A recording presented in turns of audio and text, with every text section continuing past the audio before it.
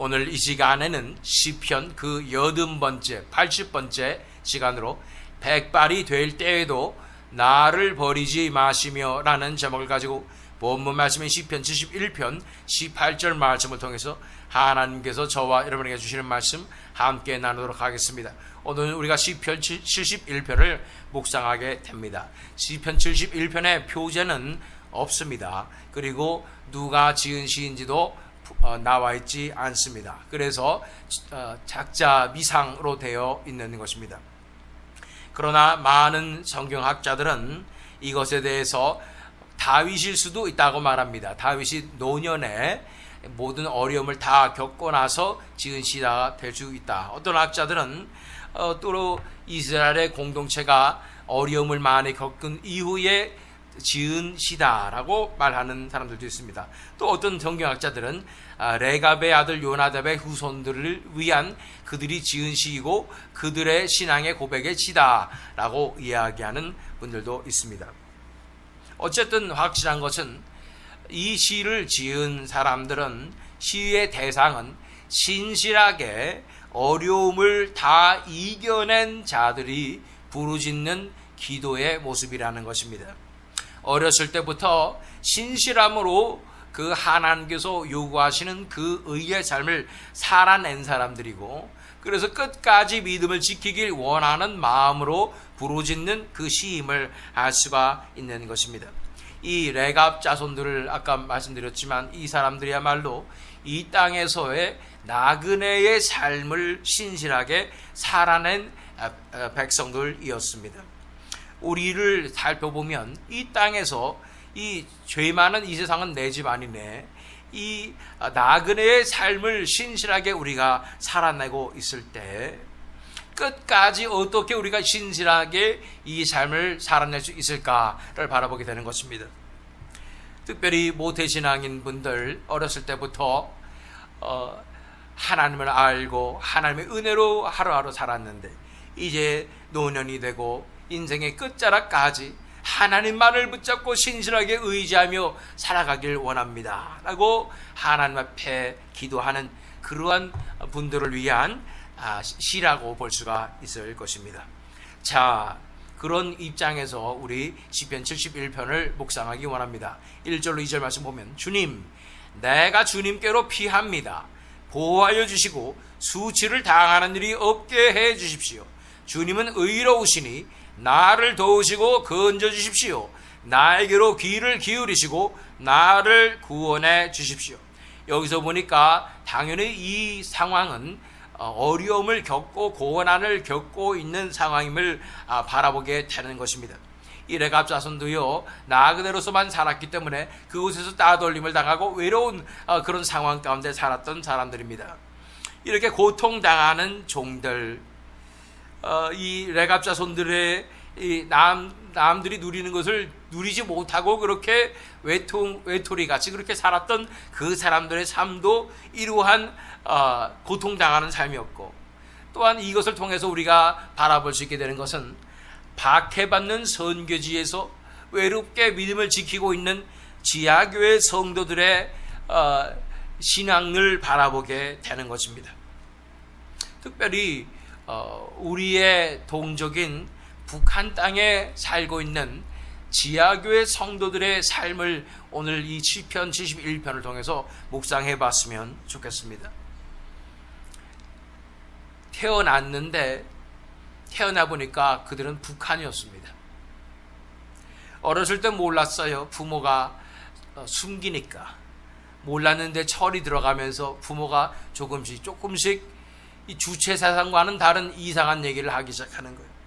하나님이란 분이 계시다고 그러고, 창세기 얘기를 하고, 이 땅을 창조하신 분이 계시다고 그러고, 조금씩 얘기를 시작하는데, 이 얘기를 듣다 보니까 점점점 빠져들어가는데, 그러다가 부모로부터 복음을 듣고 예수님을 영접하게 되는 것입니다. 그래서 북한인데 태어났는데 기독교 집안에 태어난 거예요. 반동이죠. 반동 집안에 태어나서 이제 몰래 예배를 드리고, 그래서 이제는 몰래 신앙생활하면서 그렇게 살아가게 되는 것입니다. 그 누구도 인정해주지 않고 오히려 반동 집안이라서 쉬쉬하면서 그렇게 조심하면서 예배를 드려야 하는 그 삶을 살아가고 있는 그 백성들의 모습을 우리가 바라보며 그 백성의 입장에서 부르짖는 이 시편을 바라보기를 원하는 것입니다. 주님, 내가 주님께로 피합니다. 보호하여 주시고 수치를 당하는 일이 없게 해 주십시오. 주님은 의로우시니 나를 도우시고 건져 주십시오. 나에게로 귀를 기울이시고 나를 구원해 주십시오. 1세대 믿음의 선조들은 북한 땅에 있었던 장로님들, 집사님들, 이런 사람들 다 이제 나이가 들어서 소천하고, 그 2세대들 태어나면서부터 나도 몰랐는데 기독교 집안에 태어났는데 그래서 복음을 듣고 지하교회 성도가 되어서 믿음을 신실하게 어렸을 때부터 지키게 되는데, 지금 그들도 이제는 백발이 성성하게 되었습니다. 그러나 그들은 믿음을 잃지 않고 계속해서 교회를 이끌며 수많은 사람들에게 복음을 전하며 그렇게 교회를 지켜내고 있는 것입니다. 그렇게 신실하게 하나님의 말씀을 지켜내며 복음을 지켜내고 있는 그 북한의 이 지하교회 성도들의 모습이 바로 이렇다는 것을 오늘 이 시간 바라보기를 원하는 것입니다. 북한의 교회의 명맥이 그들을 통해서 지켜내어졌습니다. 1세들이 다 죽었는데도 불구하고 2세대들이 그렇게 살아남았고, 이제 3세대들도 살아남고 더욱더 크게 북한의 지하교회는 흥황하고 있는 것입니다. 자, 3절 4절 말씀. 주님은 나의 반석, 나의 요새이시니 주님은 내가 어느 때나 찾아가서 숨을 반석이 되어주시고 나를 구원하는 견고한 요새가 되어주십시오. 나의 하나님, 나를 악한 사람에게서 건져주시고 나를 잔인한 폭력배의 손에서 건져주십시오. 사는 발걸음 하나가 다 위험한 덫입니다. 내가 신앙을 지키는 그 여정 하나하나가 나에게는 엄청난 위험을 불러오는 그런 순간이지만, 하나님만을 의지하여 하나님, 나를 구원하는 견고한 요새가 되어 주십시오. 나를 악한 사람에게서 건져주시고 잔인한 폭력배의 손에서 건져주시옵소서. 그렇게 간절히 부르짖으며 한 걸음 한 걸음 나아가고 있는 것입니다. 5절 6절 말씀. 주님밖에는 나에게 희망이 없습니다. 주님, 어려서부터 나는 주님만을 믿어왔습니다. 나는 태어날 때부터 주님을 의지하였습니다. 어머니 뱃속에서 나올 때에 나를 받아주신 분도 바로 주님이셨기에 내가 늘 주님을 찬양합니다. 어렸을 때부터 하나님의 놀라운 은혜로 기독교 집안에 태어났는데 하필이면 박해받는 그 땅에 태어난 것입니다. 북한뿐입니까? 중동 지방의 이란 땅에도 이렇게 기독교 집안에 태어난 이 아이들이 그렇게 숨죽여서 믿음을 지켜내며 지금까지 와서 이란에도 그렇게 반대하고 박해하는데도 불구하고 교회들이 부흥하고 있는 것을 우리는 보게 되는 것입니다. 그렇게 어렸을 때부터 부모의 신앙을 받아서 우리가 자유 가운데 이 미국이나 한국에서 신앙생활하는 모태신앙들과 달리 그들은 그 부모의 신앙을 지켜내고 끝까지 목숨 걸고 견뎌냅니다. 끝까지 이 믿음의 유산을 잃지 않고 결국은 자녀들에게도 전하는 그 위험한 상황 가운데서도 믿음을 지키는 이들이 바로 이런 자들인 것입니다. 한국교회도 이렇게 어렸을 때부터 부모의 신앙을 받아서 그 신앙을 유산을 받아서 신실한 믿음을 지켜오는 분들이 지금은 다 백발이 되지 않았습니까? 주님밖에는 나에게 희망이 없습니다. 주님, 어려서부터 나는 주님만을 믿어왔습니다. 나는 태어날 때부터 주님을 의지하였습니다. 어머니 뱃속에서 나올 때 나를 받아주신 분도 바로 주님이셨기에 내가 늘 주님을 찬양합니다. 예수님 잘 믿는 부모님 만난 것 엄청난 축복이죠. 그렇기에 신앙의 2세대가 되었습니다.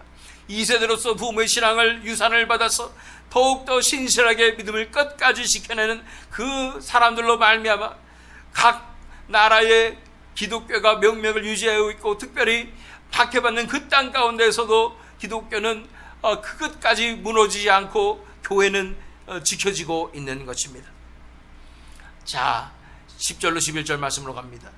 내 원수들이 나를 헐뜯고 내 생명을 노리는 자들이 나를 해치려고 음모를 꾸밉니다. 그들이 나를 두고 말하기를 하나님도 그를 버렸다. 그를 건져줄 사람이 없으니 쫓아가서 사로잡자 합니다. 그들을 감시하고 있는 사람들이, 북한의 같은 경우는 보이부 이런 사람들이 계속해서 기독교인인 것을 바라보고 감시를 하고, 또 걸린 사람들은 또 노동교화소 또는 노동 캠프 이런 데 가게 되는 것이죠. 그래서 그곳 가운데서 박해를 하고 하나님이 어디 있는가? 왜 하나님을 믿는가? 수령님을 믿어야지. 이러면서 그들을 조롱하고 핍박하는 모든 상황 가운데 끝까지 믿음을 지키게 되는 것입니다. 그러다가 그들이 발각되면 자랑스럽게 영광스러운 순교를 하게 되겠죠. 이삭 선교사님 분이 있습니다. 그분이 간증하시는 것을 보면 참 은혜로운데, 정말로 지하 땅굴을 파고 숨어서 절대 밖에 안 나오고 살았던 지하교인들이 있었다는 것이죠. 그런데 공사를 하다가 무거운 중장비가 위를 누르니까 그 무너졌다는 거죠. 그래서 발각이 됐어요. 그래서 다들 나와서 이제는 벌 받아야 되는데, 아이들도 죽으면서 벌벌 떠니까 엄마가 정신 차리라고, 너는 이제 천국 가는 거라고. 그러면 아이들이 기쁘게 찬송 부르며 천국 가고, 또 그 주동자 리더는 이렇게 롤러 있잖아요. 롤러, 공사하는 데 쓰는 롤러로 발끝부터 이제 쭉 올라가는 거죠. 이렇게. 그래서 깔아 죽이는데 그 엄청난 고통 가운데 찬양을 한다는 거죠. 내 구주 예수를 더욱 사랑, 엎드려 비는 말 들으소서, 이러면서 찬양하면서 죽어간다는 거죠. 이러면서 믿음을 지켜가는 것이 그 박해받는 그 땅에서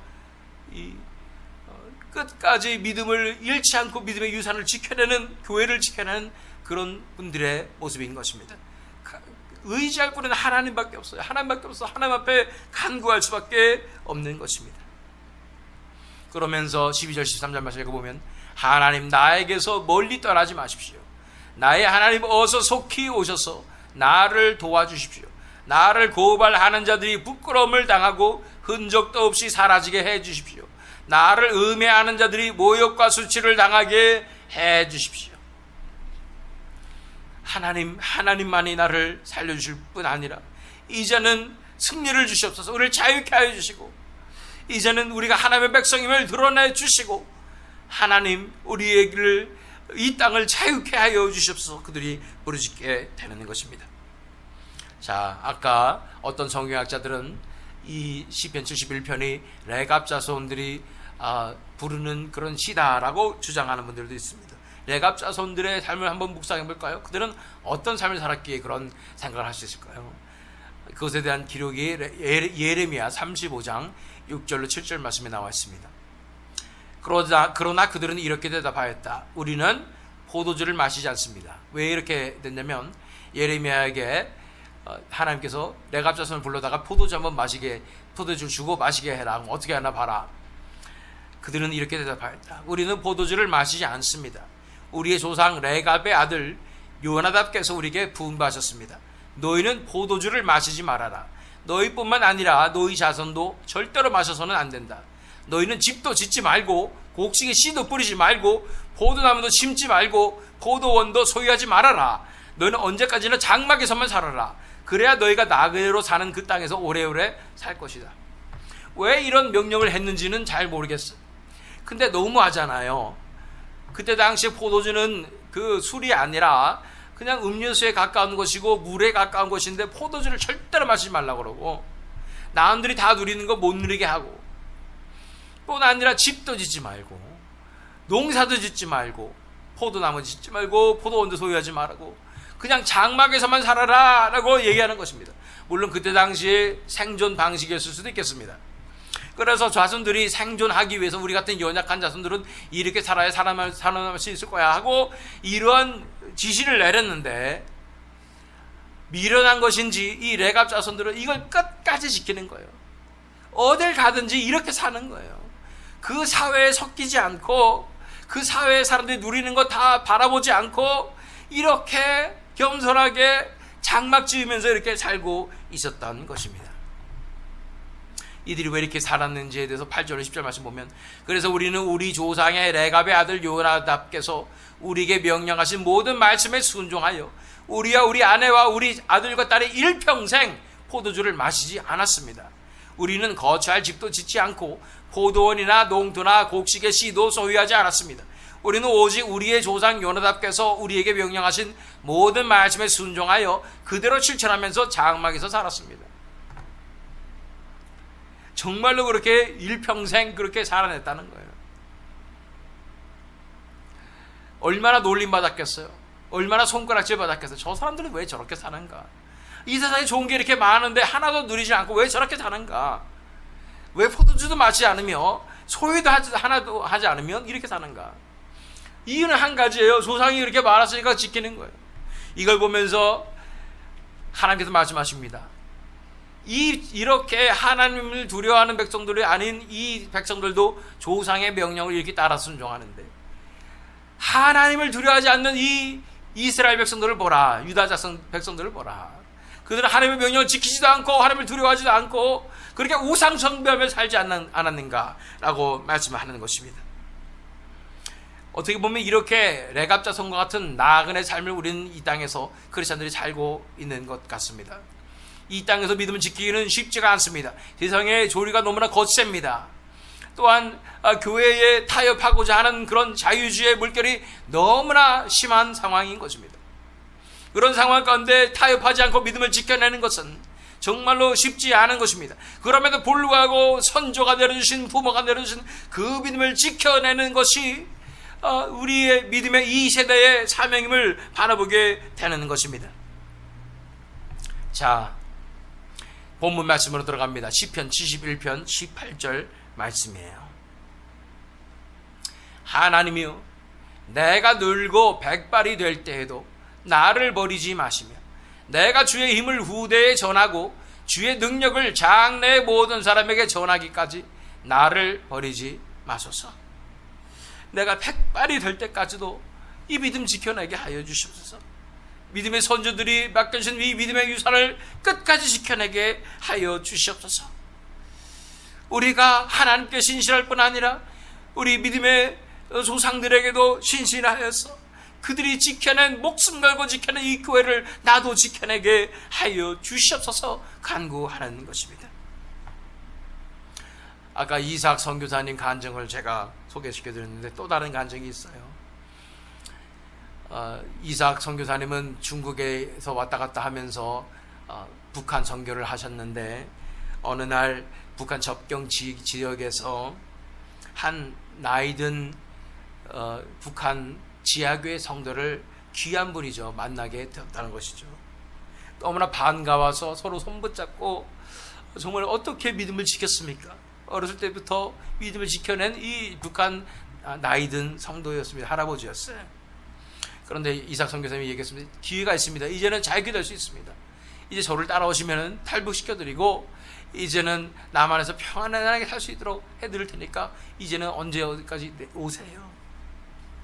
그래가지고 만나기를 약속을 하고 이분이 기쁨 가운데 드디어 나가 마음껏 찬송 한번 불러보시구나 그러면서 돌아가서 다 준비하고 돌아온다는 거예요. 그래서 만나는 약속 시간에 돼가지고 그분이 돌아왔는데 그분이 고개를 푹 숙이고 나왔다는 거예요. 왜 그러냐 그랬더니 하나님 앞에 기도했는데 하나님이 가지 말랍디다. 이 땅을 지키라고 합니다. 내가 떠나면 이 땅을 누가 지키냐고 합니다. 그러면서 우시는 거예요. 그래서 이렇게 그 땅을 지키는 이 신앙인들 때문에 북한 이 지하교회가 아직까지도 살아있는 것 알겠습니까? 그러면서 그 할아버지가 얘기했다는 거예요. 헤어지면서, 마지막 헤어지면서 천국에서 만나자요 이렇게 얘기했다는 것이죠. 그러면서 그 할아버지 소식은 끊겼지만 나중에 들려온 소식은 이제 수용소로 끌려가서 이 소식을 알 수 없다, 이렇게 얘기하는 것입니다. 이 믿음으로 우리가 믿음의 2세대로서 이 믿음을 지켜내는 이것에 우리는 목숨을 걸고 신앙의 의사를 지켜내는 우리가 되었으면 좋겠습니다. 하나님이여, 내가 늙고 백발이 될 때까지도 나를 버리지 마시며 내가 주의 힘을 후대에 전하고 주의 능력을 장래의 모든 사람에게 전하기까지 나를 버리지 마소서. 하나님은 내가 늙어 백발이 될 때에도 나를 버리지 마시며 내가 처음부터 태어날 때부터 하나님만을 의지했사오니 이제는 내가 늙어 백발이 될 때에도 끝까지 하나님만을 의지하겠사오니 나를 붙잡아 주십시오. 기도하는 것입니다. 우리 9절 말씀 보면 내가 늙더라도 나를 내치지 마시고 내가 쇠약하더라도 나를 버리지 마십시오. 하나님만을 의지하는 그 믿음으로 끝까지 견뎌내야 되는 줄로 믿습니다. 내가 주의 힘을 후대에 전하고 주의 능력을 장래의 모든 사람에게 전하기까지 나를 버리지 마소서. 우리가 해야 할 일은 이제는 우리 스스로 믿음을 지키는 것뿐 아니라 주의 놀란 능력을 후대에 전하고 주의 능력을 장래의 모든 사람에게 전하기까지 나를 버리지 마소서. 끝까지 전하겠나이다. 주의 그 놀란 능력을 선포하겠나이다. 복음을 전하겠나이다. 이 신앙을 전수하겠나이다. 이렇게 하나님 앞에 고백하게 된다는 것입니다. 우리가 16절 17절 말씀 읽어보면 주님, 내가 성전으로 들어가 주님의 능력을 찬양하렵니다. 주님께서 홀로 보여주신 주님의 의로우신 행적을 널리 알리렵니다. 하나님, 주님은 어릴 때부터 나를 가르치셨기에 주님께서 보여주신 그 놀라운 일들은 내가 지금까지 전하고 있습니다. 가만히 있을 때가 아니라 이 놀라운 신앙을 전수해야 할 때임을 믿습니다. 이 놀라운 복음의 능력을 땅끝까지 전하며 후대에 전하는 놀라운 역사를 우리가 감당해야 하는 줄로 믿습니다. 마지막 결론을 22절로 24절 말씀을 읽습니다. 내가 검은 고를 타며 주님께 감사의 노래를 부르렵니다. 나의 하나님 주님의 성실하심을 찬양하렵니다. 이스라엘의 거룩하신 주님, 내가 수금을 타면서 주님께 노래를 불러 올리렵니다. 내가 주님을 찬양할 때에 내 입술은 흥겨운 노래로 가득 차고 주님께서 속량하여 주신 나의 영혼이 흥겨워할 것입니다. 내 혀도 온종일 주님의 의로우심을 말할 것입니다. 나를 음해하려던 자들은 오히려 부끄러움을 당하고 오히려 수치를 당할 것이기 때문입니다. 이렇게 백발이 송성할 때까지 끝까지 신실하게 하루하루 믿음을 지켜내며 아무것도 일어나는 것 같지 않아도 신실하게 그 길을 걸어간 그 하나님의 백성들에게 하나님께서 주시는 것은 놀란 승리의 역사인 것입니다. 그래서 그 승리를 주신 하나님을 찬양하게 될 것입니다. 하나님께 감사 영광 돌리는 그날이 반드시 오게 될 줄로 믿습니다. 북한이 자유케 되는 그날은 반드시 오게 될 줄로 믿습니다. 그 속에서 부르짖고 기도하는 지하교회 성도들의 기도를 반드시 하나님께서 들으시고 승리를 주실 줄 믿습니다. 그들의 간구를 통하여 한반도가 하나님 앞에 다시 한번 부를 때 일어서는 놀라운 부흥의 불길에 휩싸이는 역사 반드시 일어나게 될 줄로 믿습니다. 하나님을 향한 믿음도 아니었는데도 신실하게 선조들의 명령을 지켰던 레갑 자손들은 이런 축복을 받습니다. 예레미야 35장 18절 19절 말씀. 그런 다음에 예레미야가 레갑 사람들에게 이렇게 말하였다. 나 만군의 주 이스라엘의 하나님이 말한다. 너희는 조상 요나답의 명령에 순종하고 그의 모든 교훈을 엄수하고 그가 너에게 명령한 모든 것을 그대로 실천하였다. 그러므로 나 만군의 주 이스라엘의 하나님이 말한다. 레갑의 아들 요나답의 자손 가운데서 나를 섬길 사람이 영원히 끊어지지 않을 것이다.